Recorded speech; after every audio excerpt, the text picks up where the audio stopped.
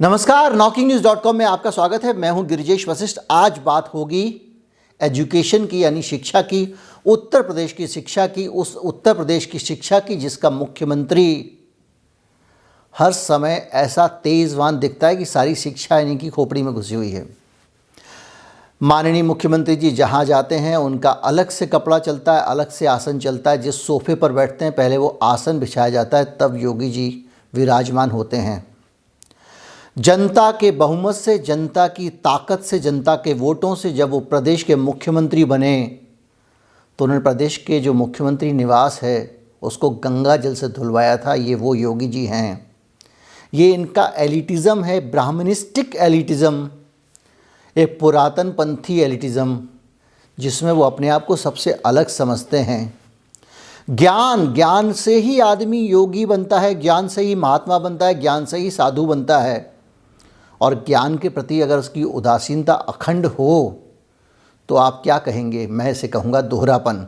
उत्तर प्रदेश में गली गली में, मोहल्ले मोहल्ले में, गांव गांव में, स्कूल स्कूल में ये दोहरापन साफ दिखाई पड़ता है। आप जहाँ चाहें वहाँ दिखाई पड़ जाएगा। उत्तर प्रदेश की शिक्षा के बारे में ही मैं बात करने वाला हूँ। उत्तर प्रदेश की शिक्षा का क्या हाल है आज के वीडियो में मैं आपको ये बताऊँगा। शिक्षा की कुछ तस्वीरें दिखाऊँगा और वो आंकड़े दिखाऊंगा जो कि इसी पार्टी की, जिस पार्टी की राज्यों में सरकार है उसी की केंद्र में सरकार है। केंद्र सरकार के दिए हुए आंकड़े हैं, खुद भारत सरकार के नीति आयोग के आंकड़े हैं। अब भले ही इसको योगी जी कहने लगे कि मोदी जी साजिशन गलत आंकड़े दे रहे हैं, लेकिन ये आंकड़े तब के भी हैं जब योगी जी और मोदी जी के बीच में तकरार नहीं हुई थी। जो भी हो, पूरी कहानी आपको मिलने वाली है। दिल थाम कर बैठिए, चैनल को सब्सक्राइब कर लीजिए। अगर आपको लगता है कि हमारे चैनल को चलाने के लिए आपका भी योगदान होना चाहिए तो आप कुछ धनराशि दे सकते हैं। हमारा UPI ID डिस्क्रिप्शन में है, उसके ज़रिए आप भुगतान कर सकते हैं। इसके अलावा आपको एक बारकोड भी स्क्रीन पर दिखाई देगा जिसके ज़रिए भी आप भुगतान कर सकते हैं।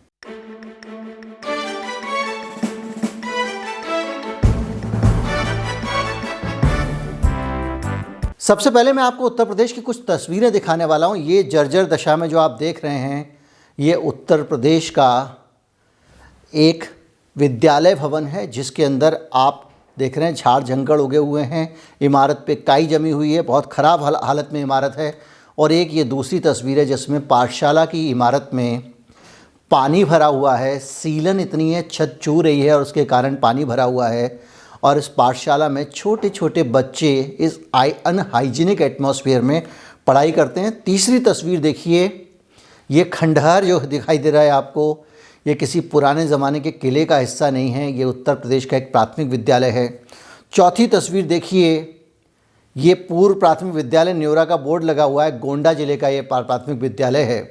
और इस तस्वीर में आप देखिए विद्यालय प्रांगण में घास फूस उगे हुए हैं।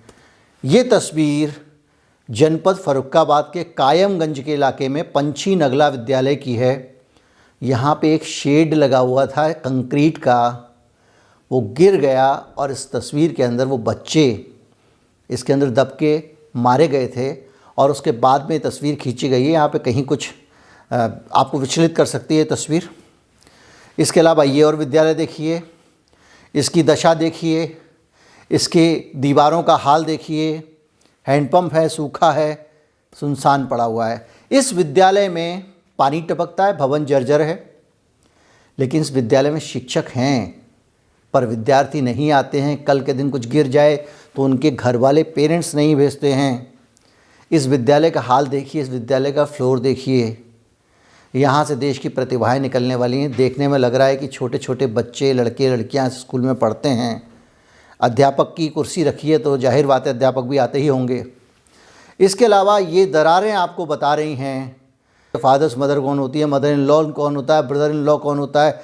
ये स्कूल बच्चों को सब कुछ सिखाता है, लेकिन इस सिखाने वाले स्कूल के पास में और यहाँ के अध्यापकों के पास में उनके मन में इतनी तसल्ली नहीं है कि कल के दिन बच्चा उनके पास पढ़ने आएगा तो सुरक्षित घर लौटेगा। ये शामली का एक स्कूल है, उसके प्रांगण में उगी हुई घास आप देख सकते हैं। इसके अलावा आप देखिए ये एक और स्कूल है, इसकी भी दशा आप देखें। ये कुछ तस्वीरें और ये कंकाल ये स्कूल में एक डिग्री कॉलेज है वहाँ का, और उस कॉलेज के क्लासरूम में ये दशा है, बच्चे तो पढ़ते नहीं और इसके अंदर एक कंकाल मिला था। और ये जो तस्वीर आप देख रहे हैं तभी की तस्वीर है, जो कंकाल मिलने के बाद इसका देख रेख हुई थी। शाहजहाँपुर का इंटर कॉलेज है, आप देख लीजिए दशा, सुअर, गंदगी, पानी, कीचड़। अगर आप वैसे तो आप लोगों को टीका लगाते हुए घूमते हैं, लोगों को बीमारियां ना हो उसको लेकर आपका ये रवैया है। ये एक स्कूल है जो 40,000 रुपये में नीलाम कर दिया गया है लालगंज में। इसकी हालत अभी तक की जो तस्वीरें हैं उनमें सबसे बेहतर है, लेकिन इसको नीलाम कर दिया गया है, होंगे कोई कारण। और ये हनुमानगंज का एक और स्कूल है। और ये सबसे अंत में है वो माध्यमिक शिक्षा परिषद उत्तर प्रदेश, ये यूपी बोर्ड के दफ्तर का हाल है इलाहाबाद में। आप कल्पना कर लीजिए कि इस देश की, इस प्रदेश की शिक्षा व्यवस्था का हाल क्या होगा, जिसको कि अखिलेश यादव कहते हैं बाबा मुख्यमंत्री। बाबा मुख्यमंत्री ने समझ लिया है कि जब मैं बगैर कुछ किए मुख्यमंत्री बन सकता हूँ, पाठशाला गए बगैर मुख्यमंत्री बन सकता हूँ, तो बच्चों को पढ़ाने की ज़रूरत क्या है। और ये हुई बातों वाली बातें। ये वो सारी तस्वीरें हैं जो इंटरनेट पे सहज उपलब्ध हैं। कभी ना कभी इन तस्वीरों को किसी न किसी मीडिया हाउस ने, किसी चैनल ने छापा है, किसी न किसी चैनल ने, मीडिया हाउस ने इन तस्वीरों को पब्लिक किया है, सार्वजनिक किया है, इसलिए ये इंटरनेट पे हैं। यानी सरकार के कान पे जूं नहीं रखती है, लंबे समय तक ये समस्या उठाई जाती रही है, इसीलिए ये तस्वीरें इंटरनेट पे हैं। मैं आपको बता रहा हूँ कि इसमें कई हैं, 770 तो अकेले लखीमपुर खीरी में स्कूल जो हैं, जर्जर स्कूल हैं, जिनकी नीलामी सरकार कर रही है। स्कूल जो हैं उनको बेचा जा रहा है या फिर उनको ढाया जा रहा है, स्कूल ढाए जा रहे हैं जहाँ शिक्षा का राज्य अच्छा होना चाहिए। अब मैं आता हूँ आंकड़े पे। ये उस तरह की बातें हो गई जैसी सोशल मीडिया पे होती हैं कि एक स्कूल का फ़ोटो डाल दिया और उसके आधार पर कहना शुरू कर दिया सारे फ़ोटो ख़राब हैं। अभी कुछ लोग लिखेंगे कमेंट में कि आपने वो वाला खूबसूरत वाला स्कूल तो लिखा नहीं, जैसे दिल्ली सरकार और मनीष सिसोदिया जी कुछ फ़ोटो डालते रहते सुंदर सुंदर स्कूल के, और ये बताने की कोशिश करते हैं कि देखो सारे स्कूल अच्छे हैं हमारे। तो आपने यूपी का वैसा वाला स्कूल तो कोई डाला नहीं। आपका एतराज़ सही होगा, इसलिए अब आंकड़ों पे बात करते हैं। एक रिपोर्ट आई है नीति आयोग की और मानव संसाधन विकास मंत्रालय केंद्र सरकार का, वही जिसकी मंत्री स्मृति ईरानी बना दी गई थी, जिनकी शिक्षा खुद भी कॉलेज वाली नहीं थी। और इसकी जो रिपोर्ट आई है नीति आयोग के साथ में, और इसमें वर्ल्ड बैंक भी शामिल है, उसने भी इस रिपोर्ट में, इस अध्ययन में हिस्सा लिया है। एक अंतर्राष्ट्रीय एजेंसी है, मानव संसाधन विकास मंत्रालय और नीति आयोग है। The success of our school education और क्वालिटी इंडेक्स, ये एक रिपोर्ट थी, और जिसमें इस देश भर के, पूरे देश के स्कूलों की, पूरे अलग अलग राज्यों की शिक्षा की दशा का अध्ययन किया गया था। यानी ये एक ऐसा अध्ययन है जिसमें, जैसे पिछले वाले वीडियो में लिख रहे थे बंगाल की भुखमरी का, तो आपने बताया नहीं, एक साहब लिखने लगे तो मैंने उनको बताया भाई बंगाल नंबर 1 है, आप सबसे आखिरी वाले में दूसरे वो तीसरे हो, आप कहाँ, आप इस व्हाट्सएप यूनिवर्सिटी से मत पढ़ो। ऐसे ही ये रिपोर्ट पूरे देश के स्कूलों का अध्ययन कर रही है, इसलिए इसकी रैंकिंग अगर नीचे आती है तो इसका मतलब ये है कि ये दूसरे राज्यों की तुलना में नीचे है। इसका मतलब ये मत समझिएगा कि ये स्कूल जो है हमारा नीचे दिखा दिया, दूसरे राज्यों का तो बता नहीं रहे हैं, दूसरों से ख़राब हाल है इसलिए ये ऊपर है, ऐसा समझिए इस ख़राब रैंकिंग में। अब मैं आपको बताता हूँ कि इन तीनों ने मिलकर, वर्ल्ड बैंक, HRD मिनिस्ट्री और नीति आयोग ने, इसमें देश भर के राज्यों और केंद्र शासित प्रदेशों के स्कूलों के आंकड़ों को इकट्ठा किया। दिल्ली, छत्तीसगढ़, झारखंड, उधर पूरा बंगाल, गुजरात, महाराष्ट्र, जितने राज्य हैं सबका नाम ले लीजिए, सबके सब इसमें आ जाएंगे। और ये 22 करोड़ लोगों की आबादी वाला जो उत्तर प्रदेश है, 2011 की जनगणना में 20 करोड़ लोग थे, 2 करोड़ और बढ़ गए होंगे मान लीजिए। तो इसके मुताबिक इस पूरे सूचकांक में सबसे टॉप पे कौन सा राज्य है, जहाँ सबसे अच्छी स्कूलों की स्थिति है? वो राज्य जिसको दिन रात वामपंथी राज्य कह के कोसते रहते हैं, केरल। अब आप खराब स्कूल वाली स्थिति में आएँ तो सबसे वाले बढ़िया स्कूल 4 जो हैं उनमें सबसे ऊपर केरल है। उसका जो है वो उसकी रैंकिंग नंबर 1 है, तमिलनाडु की नंबर 2 है, केरल की, हरियाणा की नंबर 3 है, गुजरात की नंबर 4 है। ये टॉप 4 स्टेट्स हैं स्कूल क्वालिटी रैंकिंग में। स्कूलों की क्वालिटी की जो रैंकिंग है उसमें टॉप पे जो है। और अब मैं आपको सबसे नीचे से शुरू करूं तो सबसे नीचे के 4 स्टेट हैं उनमें सबसे पहला नंबर सबसे नीचे से अगर किसी राज्य का आता है, स्कूल क्वालिटी रैंकिंग में स्कूलों की जो जिस तरह के स्कूल बने हुए उनकी जो क्वालिटी है पढ़ाई लिखाई और सारी चीज़ों की, उसमें उत्तर प्रदेश नीचे से पहले नंबर पे है। यानी देश में सबसे आखिरी जो सबसे ख़राब वाली शिक्षा व्यवस्था उनकी है। दूसरे नंबर पर तेलंगाना है, तीसरे नंबर पर बिहार है और चौथे नंबर पर झारखंड है। ये आंकड़े इस सर्वे के आए हैं। और अगर मैं आपके और आगे लेके जाऊं और जो तथ्य 2018 की बोर्ड परीक्षा में आए उनके हिसाब से 10 लाख परीक्षार्थियों ने इस साल बोर्ड की परीक्षाएं छोड़ दी ही नहीं, एग्ज़ाम ही नहीं दिया बोर्ड का, क्योंकि उनको लगा कि कोई फ़ायदा नहीं है। एक आपको याद होगा, एक कांग्रेस सरकार एक कानून लेकर आई थी, राइट टू एजुकेशन, शिक्षा का अधिकार कानून, जिसमें इस देश के हर नागरिक को सुनते जाइएगा, समझते जाइएगा, कम से कम व्हाट्सएप यूनिवर्सिटी वगैरह जो भी ज्ञान आपका है उसको करेक्ट करते जाइएगा। राइट टू एजुकेशन एक ऐसा सिस्टम था, एक ऐसा संवैधानिक परिवर्तन किया गया था संविधान में, संविधान संशोधन था कि इस देश के जो नागरिक हैं, जो छात्र हैं, बच्चे हैं, इस देश के हर बच्चे को पढ़ाई का अधिकार है। और ये व्यवस्था की गई थी कि जो प्राइवेट स्कूल हैं उसमें 1/4 यानी 25% सीटें जो बिलो पॉवर्टी लाइन है, गरीबी की रेखा के नीचे वाले बच्चे हैं, उनके लिए आरक्षित रहेंगी, ताकि सबको शिक्षा मिल सके। और इन बच्चों की यूनिफॉर्म, इन बच्चों की किताबें और इन बच्चों की फ़ीस, ये कुछ भी नहीं लिया जाएगा, ये उस कानून में था। उत्तर प्रदेश में इस कानून को आके 9 साल हो चुके हैं, 5 साल इस सरकार को हो गए, 4 साल इससे पहले वाली सरकार को। और 90% स्कूल, 90% स्कूल्स आरटीई के मानकों पर खरे नहीं उतरते। इसका मतलब क्या है मालूम है? इसका मतलब ये है कि वो 25% सीटें प्राइवेट स्कूल बेच दे रहे हैं किसी को भी, और ये कानून लागू ही नहीं हो रहा है। एक मोदी जी ने ऐलान किया था सबकी शिक्षा, अच्छी शिक्षा। मैं जल्दी इसलिए पढ़ रहा हूँ कि जानकारियाँ बहुत ज़्यादा हैं, वीडियो बहुत लंबा हो जाएगा। और शिक्षा और साक्षरता विभाग का एक प्रस्ताव था, इसको खुद मोदी जी की अध्यक्षता में मंजूरी दी गई थी।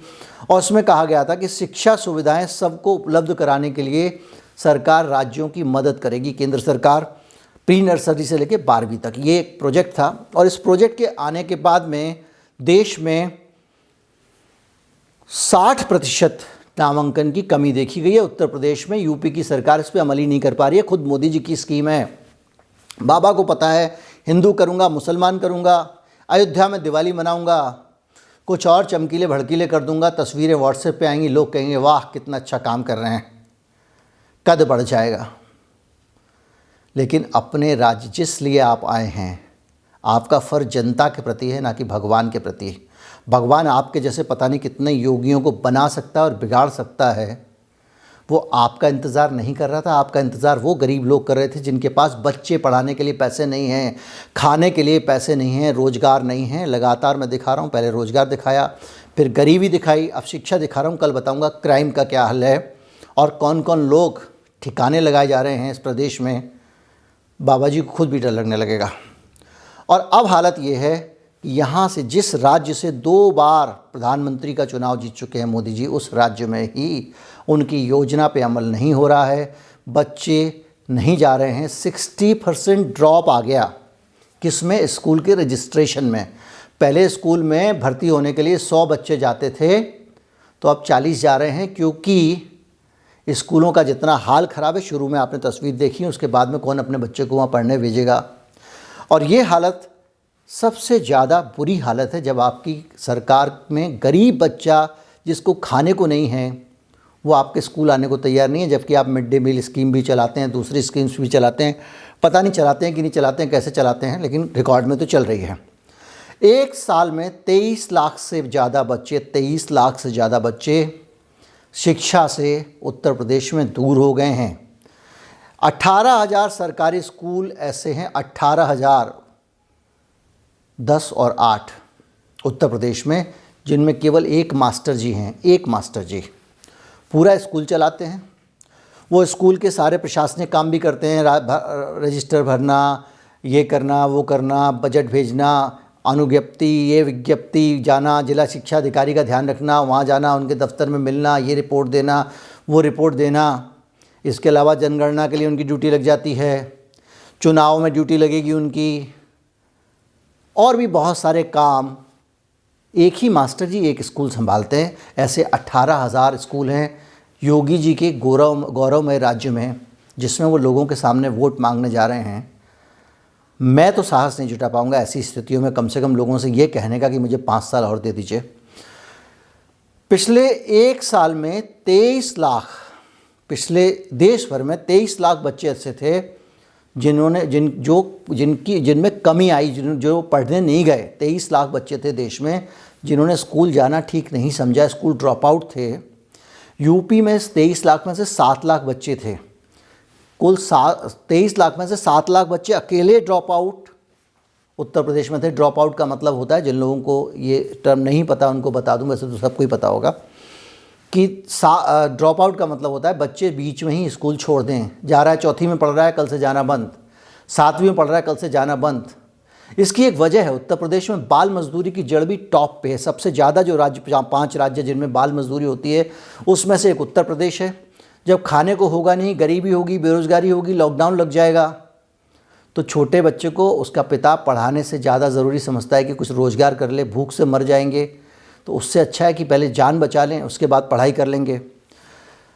उत्तर प्रदेश में गांव की जो साक्षरता दर है, लिटरेसी रेट है, वो 58% है। 100 में से 42 लोग, उत्तर प्रदेश में 100 में से 42 लोग ABCD AAE भी नहीं जानते हैं, निरक्षर हैं।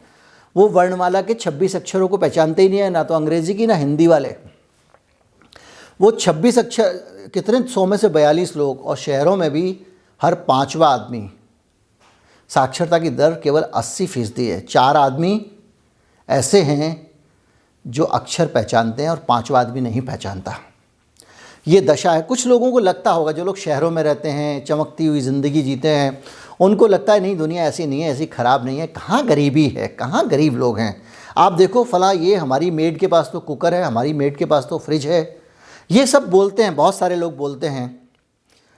ज़रा याद करिए, कुछ समय पहले जब लॉकडाउन लगा था और सड़कों से मज़दूर अपने गांव जा रहे थे, तो आप अगर दिल्ली जैसे महानगर में भी रहते हैं तो उस दिन आपने असली तस्वीर देखी होगी कि इसी बीच में, आप ही के समाज के बीच में गरीबी का क्या हाल है, और कौन लोग हमारे बीच में ही रहते हैं जो 1000-1200 किलोमीटर पैदल चल के घर जा रहे हैं। आपको उनके दुख का एहसास नहीं होता, क्योंकि आप अपने रस में भरे झूमते रहते हैं। आपको पता ही नहीं है कि दूसरे की तकलीफ़ क्या है। आप दूसरे की तकलीफ़ जानना भी नहीं चाहते हैं, आप दूसरे की तकलीफ़ समझना भी नहीं चाहते हैं, क्योंकि आप मिडिल क्लास एलीट हैं, नक चढ़े हैं। आपको लगता है कि मैं खुश हूँ, सब खुश हैं। किसी की झुग्गी में अगर टीवी मिल जाए तो आप डांस करने लगते हैं, उनके यहाँ तो कलर टीवी है। ये नहीं देखते कि वो किस कीचड़ में रह रहे हैं, खा रहे हैं कि नहीं खा रहे हैं। टीवी भर से उनका जीवन स्तर, मैंने आपको कल के जो गरीबी वाले वीडियो में बताया था कि जीवन स्तर का पैमाना क्या होता है। खैर, इस बहस में जाने से कोई फ़ायदा नहीं है, मैं आपको केवल आंकड़े बता रहा हूँ। महिलाओं की साक्षरता दर 46% है और शहरों में 73% है उत्तर प्रदेश में। सरकारी प्राथमिक स्कूलों में कोई फ़ीस नहीं है, किताबें मुफ्त मिलती हैं, दोपहर का खाना मिलता है, यूनिफॉर्म वजीफ़ा मिलता है। सब के बावजूद बच्चे स्कूल नहीं जा रहे हैं। तो अब ये आईना सरकार को देखने की ज़रूरत है कि ऐसा क्यों हो रहा है। अगर ऐसा हो रहा है तो आपको इस समझने की ज़रूरत है कि कहीं ना कहीं हमारे सिस्टम में कोई कमी है। अगर आप हल्का सोच रखते हैं, जो गहरा नहीं सोचते, तो आपको एक झटके में लगेगा ऐसे बच्चों के तो माँ बाप को ठीक कर देना चाहिए, सरकार इतनी सुविधा दे रही है, पढ़ने क्यों नहीं भेजते हैं। लेकिन आप थोड़ा व्यापक सोचेंगे तो आपको लगेगा हमारे समाज में कहीं कोई करेक्शन करने की ज़रूरत है कि लोग अपने बच्चों को स्कूल नहीं भेज पा रहे हैं, तो कौन सी वजह है, उनको दूर करने की ज़रूरत है। अगर लोगों के अंदर समझ की कमी है तो उसको बढ़ाने की ज़रूरत है। अब मैं आपको बताता हूँ कि एक शिक्षक 30 छात्रों पे, ये RTE एक्ट जो आया था, राइट टू एजुकेशन एक्ट, उसमें 30 छात्रों पे एक शिक्षक होना ज़रूरी था, ये नियम था। और स्थिति जो है वो ये है कि राज्य में, अगर आप इसको गणित लगाएं, आप ऐसे जोड़ें, अगर एक छात्र पे 30%, तो राज्य में 8,40,000 टीचर्स चाहिए उत्तर प्रदेश में। अगर 30 बच्चों पे एक टीचर चाहिए, जैसा कि राइट टू एजुकेशन एक्ट कहता है, तो आपको 8,40,000 टीचर चाहिए होंगे। जबकि वहाँ पे इस पूरी जितनी रिक्वायरमेंट है टीचर्स की, उसमें से सिर्फ 21% टीचर्स उपलब्ध हैं। यानी राउंड ऑफ करें तो जहाँ 5 टीचर होना चाहिए, वहाँ उत्तर प्रदेश में केवल 1 टीचर है। 1,76,000 शिक्षकों की कमी है। और इसको भी अगर सघन तरीके से इस डाटा को देखें और प्राइवेट स्कूल्स का डाटा निकाल दें तो 100 बच्चों पे एक टीचर निकलेगा। अब आगे जिसको अगर सुविधा ना हो, किसी भी आप प्राइवेट स्कूल में जाके देख लीजिए जहाँ पढ़ाई हो रही हो, आपको पता चलेगा कि कॉकरोच गटर में कम घनत्व के साथ होते हैं। हमारे अपने बच्चे उससे ज़्यादा घनत्व के साथ स्कूलों में पढ़ाई करते हुए आपको मिल जाएंगे। एक बार जाकर देखिए। मैं तो चाहता हूँ कि सभी पढ़े लिखे लोग अपने नज़दीक के एक सरकारी स्कूल का दौरा ज़रूर करें, उसके बाद वोट डालने जाएं। उनको पता होना चाहिए। एक बाल अधिकार संरक्षण आयोग है हिंदुस्तान में, बड़ी अच्छी व्यवस्था है जो बच्चों की दशा और दुर्दशा और स्थितियों पर का ध्यान रखती है। चाइल्ड हेल्पलाइन बनाई है, इस देश के बच्चों की रखवाली करने का काम करता है ये कमीशन। उसने एक आंकड़ा जारी किया है, उसके हिसाब से 5 से 14 साल के जो है 6,24,000 बच्चे, जब अभी मैं बाल मजदूरी की बात कर रहा था, 5 से 14 साल के 6,24,000 बच्चे मजदूरी करते हैं। बच्चे कौन सी मजदूरी करते हैं? बच्चे कोई रेडियो और वो कंप्यूटर का काम तो करते नहीं हैं। कोई किसी जगह गिलास धो रहा होता है झूठे किसी के इस ठंड के मौसम में, कोई बच्चा कहीं वज़न उठा रहा होता है, कोई बच्ची कहीं झाड़ू पोछा बर्तन लगा रही होती है। और ये सब स्थिति आपके देश, आपके समाज की है और उत्तर प्रदेश की है। कोर्ट ने एक बात कही थी, इलाहाबाद हाई कोर्ट ने एक सख्त टिप्पणी की थी, अगर योगी सरकार ये काम भी कर देती तो शायद कुछ हालात बदल जाते, स्कूल कुछ बेहतर हो जाते। 8 अगस्त 1915 को इलाहाबाद हाई कोर्ट ने उत्तर प्रदेश में सरकारी स्कूलों की खराब हालत पर चिंता जताई थी और ये कहा था, एक अनप्रेसिडेंटेड ऑर्डर दिया था, अभूतपूर्व आदेश दिया था और कहा था कि जितने भी बड़े अधिकारी हैं, सरकारी कर्मचारी हैं, अर्ध सरकारी कर्मचारी हैं, स्थानीय निकाय के प्रतिनिधि यानी कि पार्षद वगैरह हैं या ग्राम पंचायत जिला पंचायत के सदस्य हैं और न्याय प्रणाली के जो लोग हैं, वो सरकारी, मतलब कहने का ये था कि जो लोग सरकार से सैलरी लेते हैं, सरकार के खजाने से जो लोग वेतन लेते हैं, हाई कोर्ट ने कहा ये वाली बात, वो अपने बच्चों को अनिवार्य रूप से सरकारी स्कूल में पढ़ाएंगे, पढ़ाना ही पड़ेगा। ये हाई कोर्ट का आदेश था और ये कहा था कि इस आदेश को अगर लागू नहीं किया तो अवमानना का केस चलेगा। लेकिन उसके बाद हेकड़ सरकार आ गई और उसने कोई अमल नहीं किया। हाई कोर्ट का आदेश, हाई कोर्ट की अवमानना, कोई कार्रवाई नहीं हुई। आज अगर नेताओं, मंत्रियों, अधिकारियों, कर्मचारियों, इनके बच्चे अगर सरकारी स्कूल में पढ़ रहे होते तो आज सरकारी स्कूलों की हालत अपने आप बेहतर हो जाती। कोर्ट ने व्यवस्था दी थी, लेकिन यहाँ कोई किसी की सुनता ही नहीं है। ब्यूरोक्रेसी ने खुद मुख्यमंत्री की नहीं सुनी। मुख्यमंत्री ने कहा कि चुनाव जीतने के 15 दिन के अंदर सारे के सारे अधिकारी अपनी संपत्ति की घोषणा करेंगे। 5 साल हो गए, दूसरा चुनाव आ रहा है, किसी ने घोषणा नहीं की, बैठे के बैठे रह गए मुख्यमंत्री जी। ये तो इनका सरकार में, हाँ, अकड़ भरपूर है। आपको बोलेंगे बहुत अच्छी, वो कानून व्यवस्था का जो एपिसोड आएगा तो मैं सारी चीज़ें बताऊँगा। अब आते हैं सरकार की प्राथमिकताओं पर। ये तो दशा, दुर्दशा, आंकड़े, हालात सब बता दिया। अब जब कोई दशा सुधरनी हो तो कैसे सुधरेगी? सरकार को रोकड़ा ढीला करना पड़ेगा, बजट में प्रोविज़न रखना पड़ेगा। दिल्ली में शिक्षा पे और स्वास्थ्य पे बजट का 50% खर्च होता है। 2019 को जो नई सरकार की जो शिक्षा नीति थी उसके मसौदे में कुल सरकारी खर्चे की 10% से 20% तक रकम जो है वो शिक्षा पर खर्च करने का सुझाव दिया गया था मोदी जी की सरकार में। और इसके अनुसार लगातार, क्योंकि उनका कहना यह है कि 2015 के बाद से महंगाई तो बढ़ रही है, शिक्षा का एलोकेशन नहीं बढ़ रहा है, तो धीरे धीरे जो शिक्षा का बजट है वो कम होता जा रहा है। ये बता दूं, शिक्षा राज्य का विषय है। केंद्र सरकार को दोष देने से पहले राज्य सरकार को अपने आईने में देखना पड़ेगा। ये तो अतिरिक्त मदद थी जो आपको मिलने वाली थी। अब इसके हिसाब से देखें तो पहले केंद्रीय बजट में जो केंद्र सरकार का शिक्षा का खर्चा था वो 4.14% देश का जो जितना खर्चा होता था देश का बजट में से, उसमें 4.14% शिक्षा के लिए रखा जाता था, जो 19-20 में 3.4% हो गया। यानी शिक्षा पे आपको बजट बढ़ाना चाहिए था। लंबे समय से कम चला रहा था उसको और आपने कम कर दिया। पहले ही उसमें मुद्रास्फीति की मार थी, यानी रुपए की कीमत कम हो गई थी, तो वो वैसे ही उतने ही पैसे में कम सुविधाएं लोगों को मिल पा रही थी। अब आपने उसको और कम कर दिया। अब आप बताइए कि ये हालात जिस राज्य के हैं उस राज्य का मुख्यमंत्री नाक पे मक्खी नहीं बैठने देता। भैया किस बात की अकड़ है? अगर प्रदेश के मुखिया हैं तो आपके बच्चे जो हैं वो स्कूल में पढ़ने के लिए नहीं जा पा रहे हैं, आपके बच्चे बर्तन क्लास कब धो रहे हैं, आपके बच्चे घरों में झाड़ू पोछा कर रहे हैं, आपके बच्चों के पास खाने को नहीं है, आपके बच्चे आपके स्कूलों इस लायक है कि पढ़ना नहीं चाहते हैं, आपके स्कूल भर भरा के गिर रहे हैं, आप खुद अपने हाथों से उनको गिरवा रहे हो, उनकी नीलामी कर रहे हो, प्राइवेट लोगों को बेच रहे हो सस्ते मांदे दाम में। स्कूलों के अंदर कहीं कुछ खुल रहा है, कहीं बारात घर खुल रहा है, कहीं कुछ हो रहा है। आप किस बात के कारण इतना अहंकार है, मेरी समझ में नहीं आता है। मैं लगातार इस तरह के जो विषय हैं, जो मूल विषय हैं, जो आम आदमी से जुड़े हुए विषय हैं, आर्थिक विषय हैं, आर्थिक राजनीतिक परिस्थितियाँ हैं, आम लोगों के जो हालात हैं उनको ऊपर आपके सामने वस्तुस्थिति ला रहा हूँ, बहुत खुलकर आपके सामने तथ्य रख रहा हूँ। और ये जो तथ्य हैं ये आपको समझाने के लिए काफ़ी हैं कि आप जब इस बार सरकार में वोट करने जाएं तो आपको अपने आसपास क्या देखना चाहिए। मैं ये तो नहीं कह रहा हूँ कि किसी सरकार को वोट दे या नहीं दें, लेकिन जो सरकार अहंकार के साथ आज खड़ी है और बड़ी बड़ी बातें कर रही है, ये उसके राज्य में शिक्षा की स्थिति है। कल मैंने आपको बताया था कि इस राज्य में गरीबी का क्या हाल है। उससे पहले मैंने बताया था आपको कि रोज़गार का क्या हाल है। सरकार की नीतियाँ रोज़गार छीन रही हैं, गरीबों की दशा और ख़राब होती जा रही है। सरकार की नीतियों के कारण गरीबी के हालात बद से बदतर हो गए हैं। और अब शिक्षा का मैंने आपको आज बताया कि किस तरह से पढ़ने लायक स्थितियाँ ही नहीं हैं। अगर आप अपने बच्चों को पढ़ाना चाहें तो पढ़ा नहीं सकते हैं। दूसरी तरफ बड़े शहरों में ऐसे प्राइवेट स्कूल, ऐसे बड़े लग्जरी स्कूलों को सरकार लगातार मदद कर रही है, सहायता दे रही है।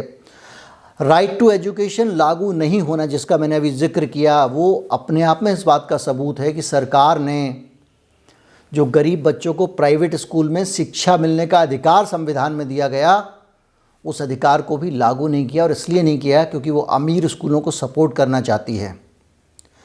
जो फ़ीस ली जाती थी स्कूलों में, उस सारी फ़ीसों को मिला के एजुकेशन फ़ीस बना दी गई है। यानी जो अलग तरह के दुनिया भर के गोरख धंधे के फंड्स लगा के प्राइवेट स्कूल फीस बटोरते थे, वो सीधे स्कूल की फ़ीस के नाम पे बटोरेंगे। अब एक एक स्कूल की फ़ीस 15-15 हज़ार तक हो गई है। और ये सारी, मेरे अपने बच्चों के लिए मैं 15,000 रुपये महीने फ़ीस देता हूँ, जबकि वो घर से पढ़ रहे हैं। तो ऐसी सारी की सारी हालात लगातार बन रहे हैं। हम सब अफोर्ड कर सकते हैं, महंगी महंगी चीज़ें हमको उपलब्ध कराई जा रही हैं और गरीब से चीज़ें छीनी जा रही हैं, ताकि मजबूरी में या तो वो पैसे खर्च करता रहे, या दलित का बेटा दलित रह जाए, गरीब का बेटा गरीब रह जाए, झुग्गी के अंदर ज्ञान का प्रकाश न हो। पहले वो दौर था जब एक चाय वाले का बेटा पढ़ता था और प्रधानमंत्री बन सकता था। लाल बहादुर शास्त्री लालटेन स्ट्रीट लाइट के अंदर पढ़ते थे, लेकिन स्कूल की फ़ीस की टेंशन नहीं थी। वो अंग्रेज़ों का ज़माना था। और उसके बाद भारत में भी इंदिरा गांधी के जाने तक, राजीव गांधी के जाने तक, जब तक ये अमेरिकी एजेंट नहीं आए थे सरकारों में, तब तक शिक्षा सबके लिए सुलभ थी। बड़ी संख्या में IAS IPS सरकारी स्कूल से निकला करते थे। आज भी JNU जैसी संस्था सरकारी संस्था है और उसने पूरी दुनिया में अपने ज्ञान का प्रकाश भी फैलाया और झंडे गाड़े हुए हैं। जामिया भी इसी तरह की संस्था है। लेकिन अब केवल पैसे वालों को शिक्षा उपलब्ध होगी। BA का कोर्स करने के लिए 30-30 लाख रुपए, 20-20 लाख रुपए यूनिवर्सिटीज़ मांग रही हैं प्राइवेट। अगर किसी को बच्चे को डॉक्टर बनाना है तो 60 लाख 70 लाख। ये सारी लूट खसोट जो शिक्षा की चल रही है, और शिक्षा के बीच में आम आदमी का क्या हाल है, सरकार उसके लिए क्या कर रही है, इससे आप समझ लें कि नीतियों की दिशा क्या है। उम्मीद करता हूँ वीडियो अच्छा लगा होगा। अच्छा लगा हो तो ज़्यादा से ज़्यादा लोगों तक पहुँचाएँ। ये सच सबको पता लगना ज़रूरी है। चैनल को सब्सक्राइब कर लें अगर नहीं किया है तो, वीडियो को शेयर करें। नमस्कार, जय हिंद।